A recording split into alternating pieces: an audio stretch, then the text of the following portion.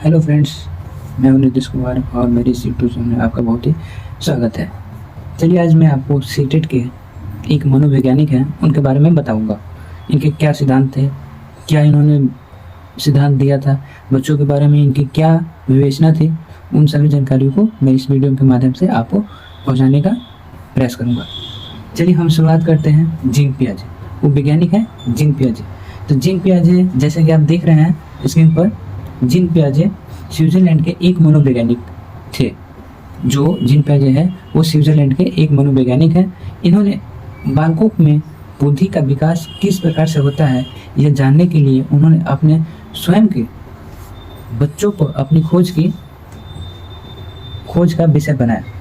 जैसा कि आप यहाँ पर स्क्रीन पर देख रहे हैं, लिखा है उन्होंने इस बुद्धि के लिए, बुद्धि के विकास को देखने के लिए बुद्धि बच्चों में किस प्रकार हो रहा है उसके एक्सपेरिमेंट में उन्होंने अपने बच्चे का उपयोग किया था।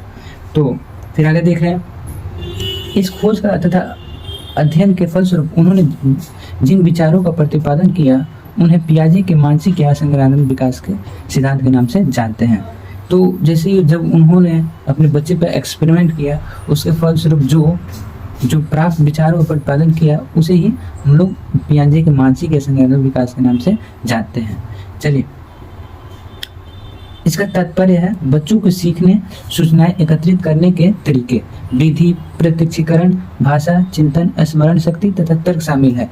तो यहाँ पे हम देखते हैं सीखने। आप तो जानते होंगे सीखने होता है बच्चों में सीखने की शक्ति, अनुकरण करने की शक्ति बहुत ही तीव्र होती है। सूचनाएं पहुंचाना, सूचनाएं को एकत्रित करने का अर्थ है सूचनाएं, जैसे कि कोई मैसेज, जैसे पापा अपने बच्चे से कुछ कहते हैं या बोलते हैं तो वो उनकी बातों को ग्रहण करता है। किस तरीके से करता है ये देखा जाता है। वृद्धि, उसके अंदर वृद्धि भी होती है। वृद्धि प्रत्यक्षीकरण, यानी कि प्रत्यक्षीकरण का अर्थ है नई वस्तुओं के बारे में जानना, प्रत्यक्षीकरण होता है। तो इसमें उनके नए चीज़ों के बारे में जानना की वृद्धि होती है। भाषा में उनका विचार बहुत ही तीव्र गति से बढ़ते हैं। चिंतन करना, स्मरण करना शक्ति शामिल है इसमें। चलिए नेक्स्ट देखते हैं। यहाँ पे आता है समावेशन पियाजे के हिसाब से समझते हैं तो समावेशन वह प्रक्रिया है जिसके द्वारा संज्ञानात्मक संरचना का संशोधन किया जाता है। यहाँ समावेशन के बाद हम देखेंगे उसके सबसे जो अनुकूलन क्या होता है। यहाँ पे अनुकूलन पियाजे के हिसाब से बताते हैं कि अनुकूलन वह है जैसे वातावरण के साथ स्वयं को ढालना ही अनुकूलन कहलाता है। यानी कि अगर हम आज इस समाज में हैं, कल अगर दूसरे किसी समाज में जाकर रह रहे हैं, या समझिए जैसे हम लोग गांव में हैं तो शहरों में जाकर रहते हैं, तो वहाँ पे उस हिसाब से हम लोग उसके विचारों को, समाज के द्वारा उत्पादित रूलों को फॉलो करते हैं, उसी को अनुकूलन कहते हैं। ठीक है। यहाँ पे आत्मसातीकरण को, जैसे कि हम समझते हैं आत्मसातीकरण का, ये कहता है पूर्व ज्ञान के साथ नवीन ज्ञान को जोड़ने की प्रक्रिया ही आत्मसातीकरण है। यानी कि देखिए, जैसा कि हम जानते हैं अगर बच्चे को बता दिया जाए, समायोजन का अर्थ है जब बालक अपने पुराने स्कीमा या ज्ञान में परिवर्तन करना प्रारंभ कर देता है तो वह प्रक्रिया ही समायोजन कहलाती है। यहाँ तक तो आप समझ गए होंगे, आई होप आप समझ गए होंगे। तो चलते हैं हम नेक्स्ट पॉइंट पे, पियाजे के संज्ञानात्मक विकास की अवस्थाएं। चलिए आज अब हम देख रहे हैं यहाँ पे पियाजे ने कौन कौन सी संज्ञानात्मक विकास की अवस्थाओं को बताया है। तो सबसे पहले स्टार्ट करते हैं। पियाजे ने संज्ञानात्मक विकास की 4 अवस्थाओं में विभाजित किए हैं जो इस प्रकार से हैं। तो एक नंबर है इंद्रजनित गामक अवस्था,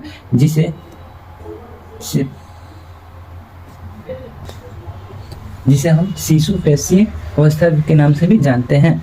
ये अवस्था जन्म से लेकर 2 वर्ष तक की होती है। ठीक है, यहाँ तक समझ गए।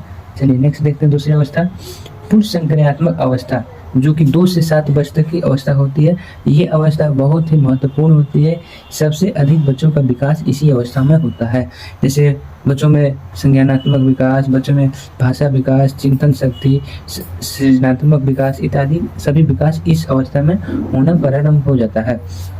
तथा तीसरी अवस्था है मूर्त संक्रियात्मक अवस्था जो कि 7 से 11 वर्ष तक की है। इस अवस्था को हम विद्यालयी अवस्था भी कहते हैं क्योंकि इस अवस्था में बच्चा विद्यालय जाना प्रारंभ कर देता है।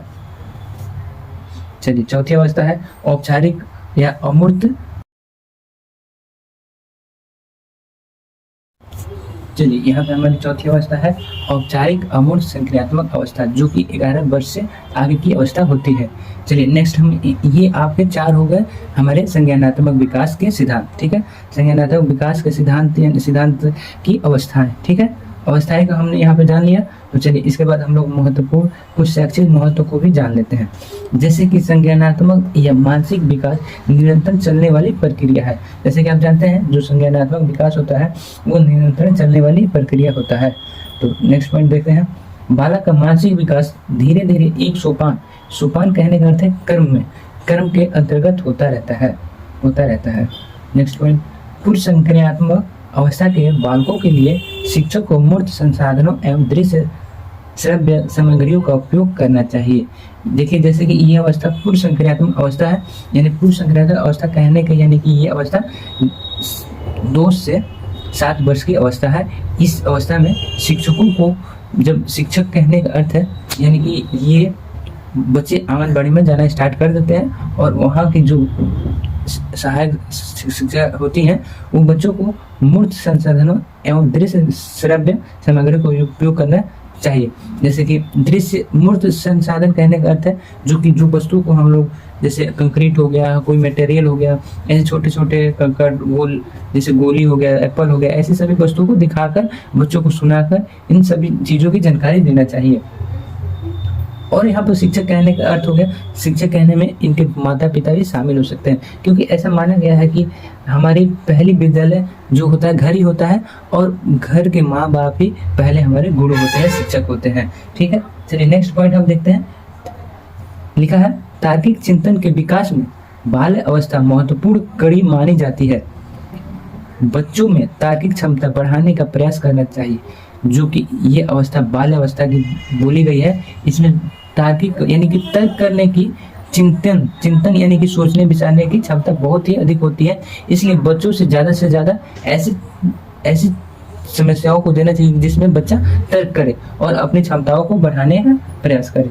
चलिए नेक्स्ट हम देखते हैं, जीन पियाजे के कुछ अन्य सिद्धांत भी दिए गए हैं जिसको बस हम टॉपिक देख लेते हैं और इनको प्रभावित करते हैं।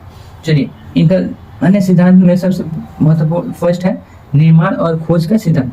ये निर्माण और खोज का सिद्धांत जीन पियाजे का ही दिया हुआ है जो कि सीटेट में भी पूछता है। तो इस सिद्धांत के अनुसार जीन पियाजे ने बच्चों को खोज करने, निर्माण करने यानी कि सृजनात्मक जैसी क्रियाओं को इन्होंने इस सिद्धांत में बताया है।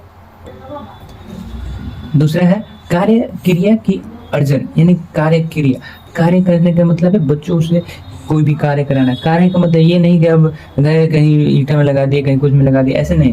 कार्य करने यानी कि बच्चों की योग्यता के अनुसार उसे छोटे छोटे कार्य कराना। जैसे बच्चे से कहना बच्चे बाबू पानी लाओ, तो वो पानी ला रहा है, क्रिया कर रहा है कि नहीं कर रहा है, इस सभी बातों को इन्होंने दूसरे सिद्धांत में बताया हुआ है। चलिए यहाँ पर 3 नंबर देख लेते हैं, नैतिक विकास का सिद्धांत। इन्होंने ही दिया था नैतिक विकास का सिद्धांत। इसके अंतर्गत बहुत ही क्रिया है। आप अगर इसके बारे में अगर जानना चाहते हैं पूरे सिद्धांत को नैतिक विकास का, तो आप मुझे कमेंट बॉक्स में मैसेज करिए कि आप नैतिक विकास के बारे में वीडियो बनाई, तो मैं जरूर आपके सामने ये नैतिक विकास की वीडियो जरूर बनाऊंगा। चलिए नेक्स्ट हम देख लेते हैं यहाँ पे, और नैतिक विकास की जो इसकी 2 अवस्थाएं हैं और बता देता हूँ। ये प्रायत नैतिकता की अवस्था, ये जो कि 2 से 8 वर्ष तक की होती है, और 2 नंबर की स्वायत्त नैतिकता की अवस्था जो कि 9 से 11 वर्ष तक की अवस्था होती है। तो बस मैं अब अपना यही समाप्त करता हूँ। आई होप आप जितने भी मैंने बताया है आप समझ गए होंगे। तो आप मेरी वीडियो को अगर अच्छा लगा हुआ हो तो लाइक करें, कमेंट करें और सब्सक्राइब करें। धन्यवाद।